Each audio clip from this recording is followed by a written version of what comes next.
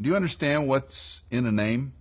After all, why would a wife take a husband's name? Or should she hyphenate her name or keep her maiden name? Let's learn what a name is all about. When we got married, you had to give up your maiden name, Sherwitz. I did. I chose to give up my chose to maiden give it name. up? I did. And part of it was because I got to move from an S to an E. So I got to go way up the alphabet, and I didn't have to spell Easley as much as Sherwitz. So that was a win for me, for sure. What about you girls? Was that something y'all had to think about, talk about when you married? We talked about it, but it wasn't a huge decision. It was just kind of assumed, like, we'll take the last name. Yeah, it's hard to adopt a 3-syllable last name, but there was really no question about it. We see a lot of hyphens, a lot of, maybe if you're in the legal profession, you keep your maiden name if you're a woman, and I'm a simple country boy, so I don't want that. So. None of that, huh? I had a difficult last name, so I had no problem leaving it, but that's just also what I knew growing up is, you leave your maiden family and you cling to your husband. So that was one of the steps in clinging to my husband, was taking his name, as we become one. So that really wasn't even a conversation because I knew that was one of the steps in marriage.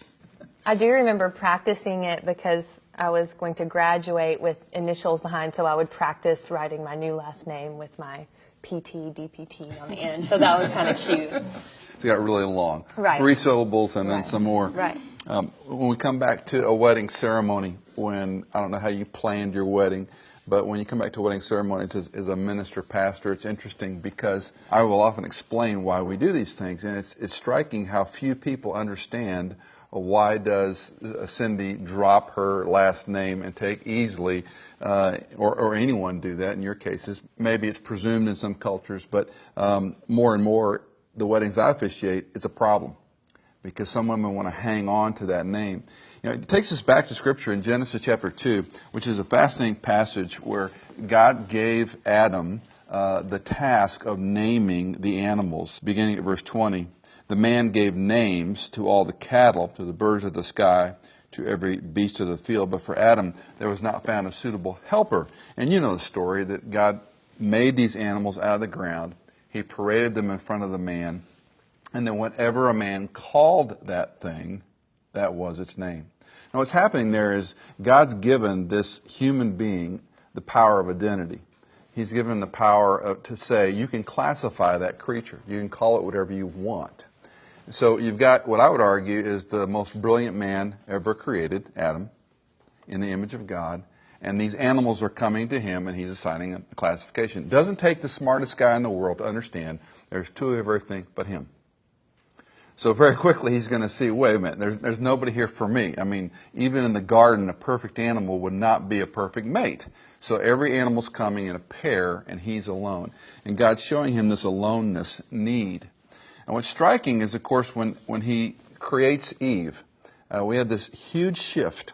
We go from God forming out of the dirt. It's a wordplay in Hebrew. It's Adamah and Adam. So when he made Adam, he made him out of the dirt, Adamah, and he made him ADM. That word is the same all the way through Genesis 2, out of the ground, out of the ground. He's forming. I like to think of it as a sandman.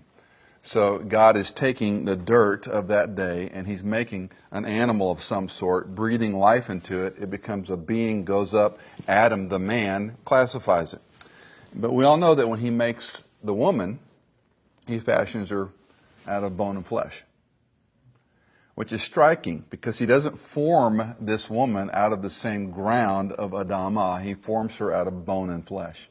It was Chrysostom who said God did not take the woman from his head that she should dominate him, nor from his feet that he would dominate her, but from his side, from underneath his arm, that he might receive his love and protection. And so you got this image, this beautiful picture that he takes a rib, and when Adam wakes up, he makes the comment, there's something's changed here.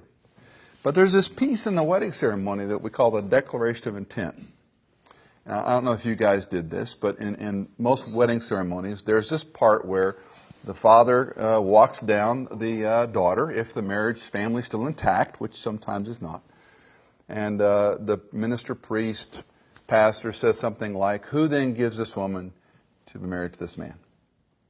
And I have this running joke, and Cindy knows this well, but I always ask the father if the family's still intact and civil. I'll say, "Would you say I do instead of the traditional her mother and I?" And sometimes that can be an interesting discussion of itself. And I go, "Just trust me. Just give me this one bye. Just say I do real loudly instead of her mother and I." So we have this ceremony, and you come down the aisle, and you stop halfway, and the minister says, "Is it your intent before God and these witnesses to pledge yourself as husband and wife?" And usually you go something like, "Yeah." you know what's going on. And then I say, "Who then gives this woman to be married to this man?" And if the father is complicit with me, he goes, "I do." And then about 30% of the audience, the little hairs on the back of their neck start sitting up. "I do? What about her mother and I?" And then we come forward, and then in that movement where the handing off occurs, they join hands and they come together. Now, back to Adam in the garden. He's going to name this person. And that comes out in the wedding ceremony. And as I explained that identity that he's naming her, and in Hebrew, it's a beautiful passage. He says, "This is bone of my bones, flesh of my flesh. She shall be called woman because she was taken out of man." And in Hebrew, it's ish'ah mi'ish. She's part of me. Ish'ah, meaning from, out of, min, ma'ish, from me. So in Hebrew, it's identity. She's not like anyone else. This one, she's unique in all creation. She was made for me. And that bone and flesh were fashioned, the Hebrew says, not formed, fashioned. The best analogy we have is a hand and glove. A perfectly made glove for a perfectly made, unique hand. And that was the marriage relationship. So back to the marriage ceremony. Here's Dad, "I do." Then I unpack that in the marriage ceremony. And I explain to the audience, the reason I asked the father to say "I do" is because the wife and the parents of this daughter, were one. And in solidarity, they're presenting the daughter to this new man, and they're handing the little girl off, and she's going to take his name. Now here's the question. What happens to her maiden name? Goes away, she hyphenates it. If you think through it, what's a maiden name? Sherwitz was Cindy's father's name. There's no maiden name. She's perpetuating her father's name. And that's how the culture has taught us all this gobbledygook about hang on to your identity, your maiden name. Well, go for it if you want to hyphenate it. The point is, it's solidarity, not isolation to, I'm always going to be Sherwitz Easley. In a sense, you could say make up a name. The point is to become one, and that's that solidarity in the name. So what's in a name? It's not just that the chauvinistic Western culture that said you take your husband's name and you leave behind your maiden name.